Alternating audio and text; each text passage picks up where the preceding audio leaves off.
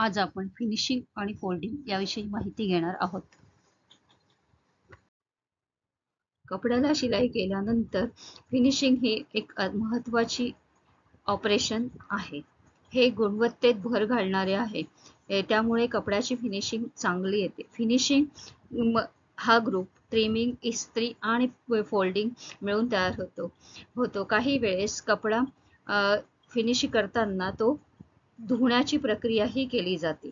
Trimming ही अशी process आहे ज्यामध्ये अनावश्यक धागे कापले जातात. प्रत्येक कपड्यासाठी एक क्रम जो कोणताही विभाग चुकू नये म्हणून पाळला जातो. त्या विभागात वरच्या भागापासून ते खालच्या भागापर्यंत ट्रिमिंग करतात. उदाहरणार्थ शर्टच्या बाबतीत ट्रिमिंग कॉलर पासून सुरू होते. बॉडीचा पुढील भाग व मागील भाग,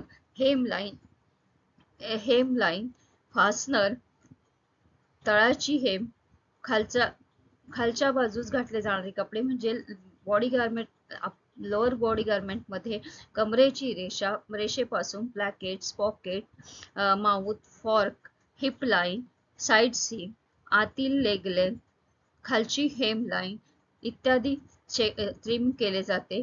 ट्रिमिंग करण्यापूर्वी मिसिंग स्टिच वस्त्रामध्ये शोधले जातात.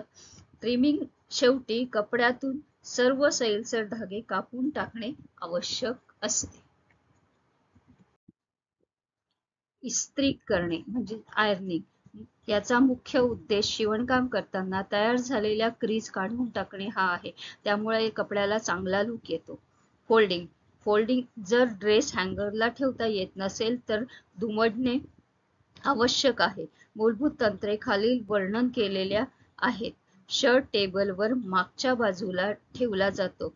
दोन्ही बाजूच्या शिवणपाठीवर दुमडल्या असतात जेणेकरून ते मध्यभागी एकत्र येतात. दोन्ही बाजूच्या शर्टच्या लांबीमध्ये स्लीव्ज ठेवल्या जातात.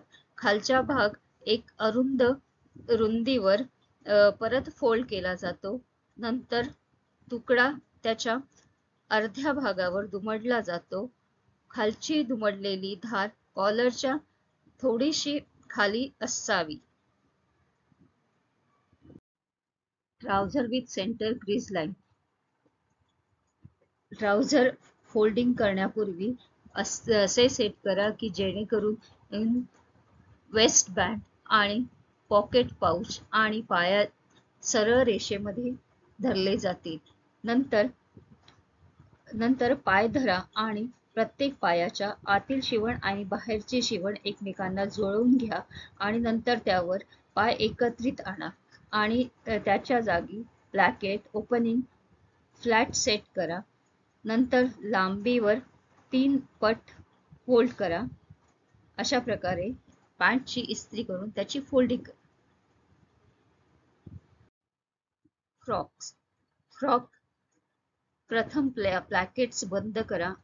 नंतर फ्रॉक त्याच्या पाठीवर ठेवा. फ्रॉकच्या दोन्ही बाजूच्या शिवणींना मध्यभागी पाठीमागे ठेवा. असे केल्यानंतर खालच्या शर्टच्या विभागात थोडासा ओव्हरलॅप होईल. नंतर बाही दोन्ही बाजूला ठेवा. अंतिम पट अर्ध्यामध्ये बनवा आणि घडी घालून फिनिश करा.